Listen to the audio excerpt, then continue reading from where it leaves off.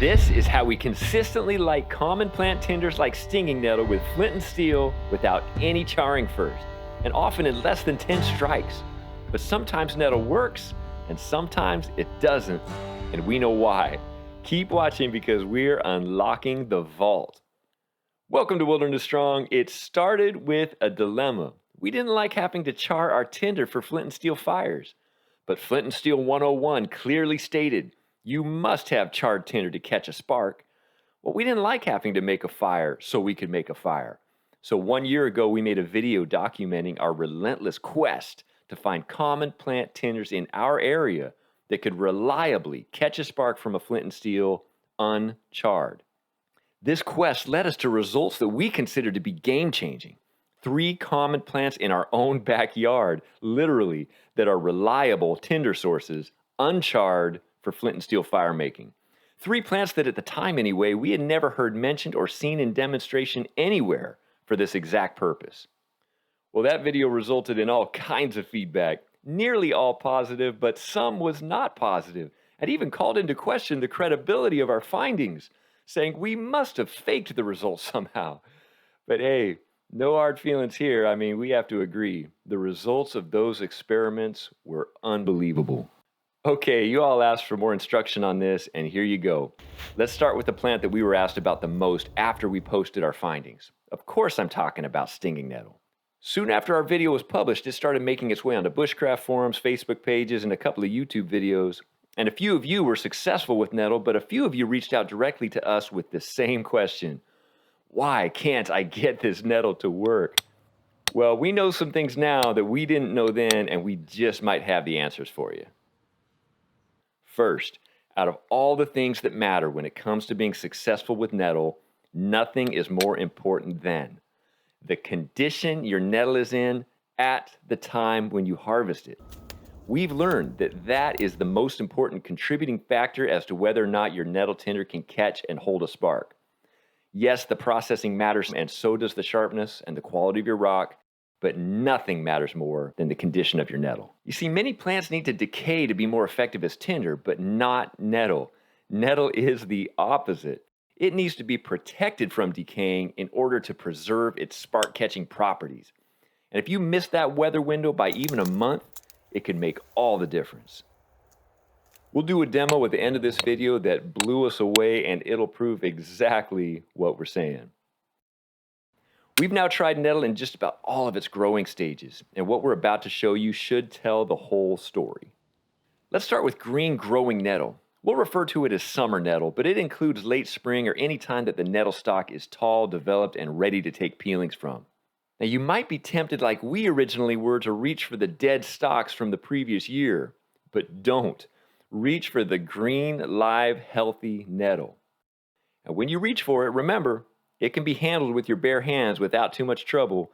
The secret is all in the pinch. If you grab onto nettle firmly, it won't sting you, but go in tentative and soft and it'll remind you why it's called stinging nettle. Also, if you rub it down with a big leaf like burdock, you'll quickly make it skin friendly so you can handle it without issue. So it's on top too, yeah. Or just put some gloves on and save yourself the time. To make enough tinder, we recommend 12 to 15 stalks or so. You can do it with less, but you might as well grab more since you're already in the process.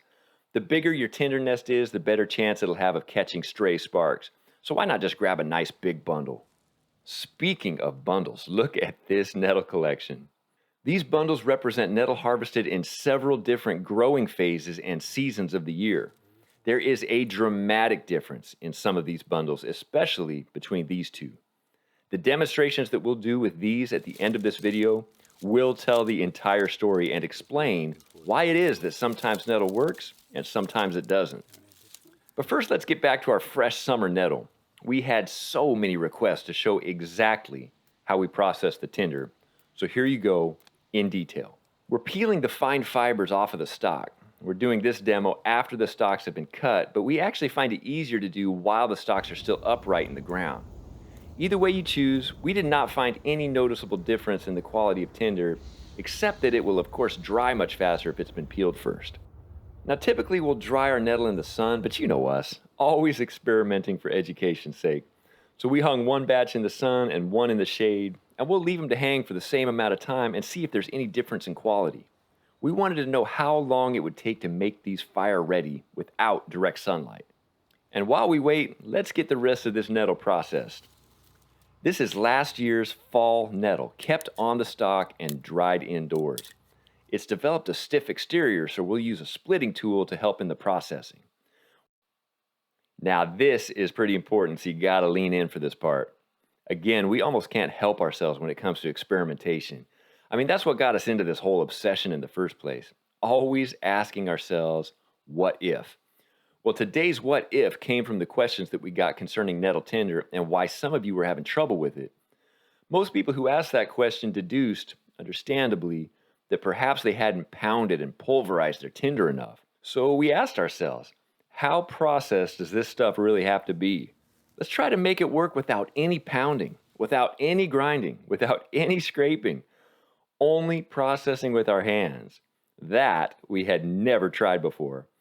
And here's what happened. You can see all these tiny bits coming off the nettle. Well, a lot of that is the exterior coating that lines the nettle fiber, even after it's been peeled. It's really hard to notice, but the nettle fiber has a thin, smooth, almost shiny coat that repels the spark.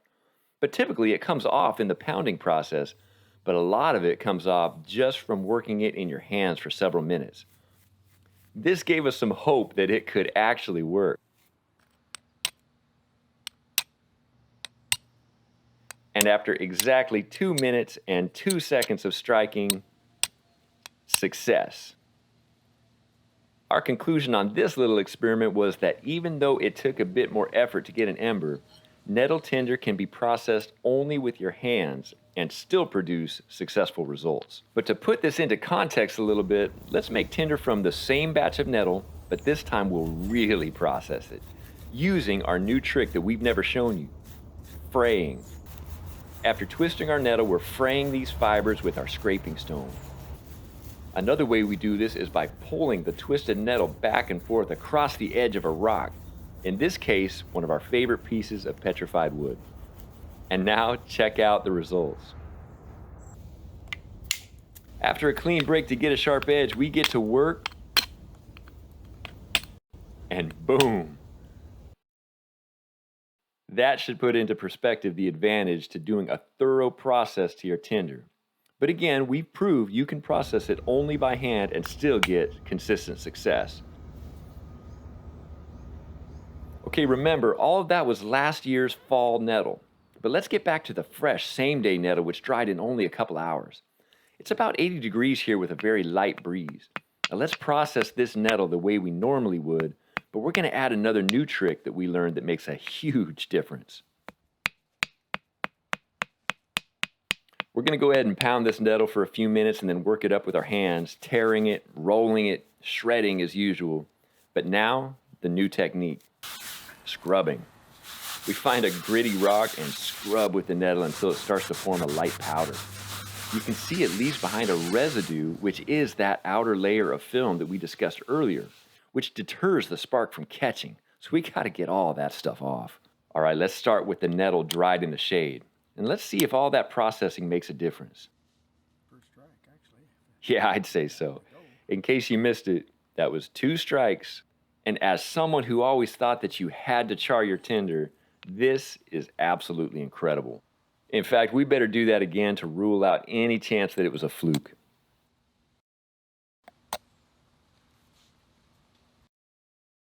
Yeah, not a fluke. And got it again. First one. In case you're keeping track, that's 3 catching sparks in 6 strikes. I don't think that leaves any room for debate.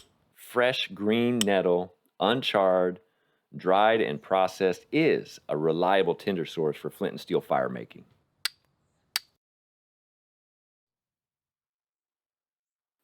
We went back and forth several times between the nettle dried in the shade versus the nettle dried in the sun, and they both produced the same results. Consistent, reliable spark, usually in under 10 strikes. Now this category right here is an important one. You just saw us ignite nettle harvested only a couple hours prior, but it was peeled immediately and hung to dry. How about nettle stalks that have been collected but not peeled, left out to dry for a couple days in the full sun. This nettle we could feel when we processed it actually still felt a bit moist. So let's see what happens. It turned out that even though it was certainly still moist at first, the process of tearing, scrubbing, and overall processing dried it out and gave us results similar to the nettle that had been peeled and hung. So we've covered fresh same-day nettle, we've covered 2-day-old nettle that was dried on the stalk, and you saw a slight nettle from last October with basically the same results. But we grabbed that fall nettle just before the real heavy rain and cold season started here in the Pacific Northwest. What happens if you use winter dead nettle that's only a couple months older but has now been exposed to all the weather elements? Before we answer that, remember these 2 batches of nettle that we showed you earlier? One of them was collected just 7 months ago, only a couple of months after our fall harvest, but well into the rainy season, and the other was collected in the summertime, 30 years ago. So which do you think works better, 30-year-old summer nettle or 7-month-old winter nettle? Well, first let's check out the magic of our 30-year nettle.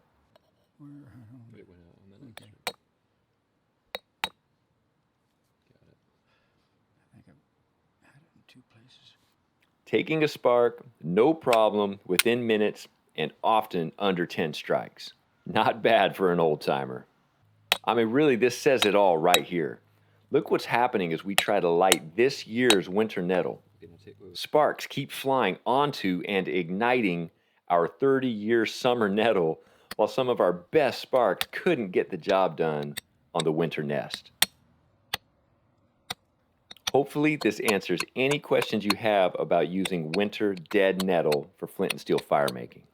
Now, in fairness, we didn't try for more than about 5 minutes, and one time on a different day, we actually did get it to work once after about 800 strikes, which was only about 20 minutes of striking. So we put winter nettle in the category of possible, but certainly not reliable. The summary here is that from our experience, summer and fall nettle work consistently and reliably, even after being preserved and stored for 30 years.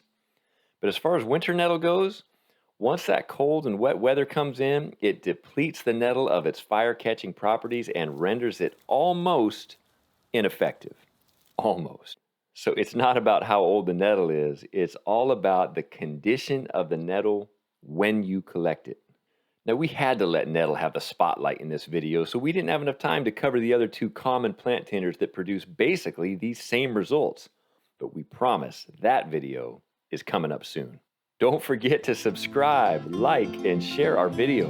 Wilderness Strong is all about bushcraft, nature, ethnobotany, and wilderness survival. Turn on your notifications so you don't miss any future videos that are coming up. Thank you for watching.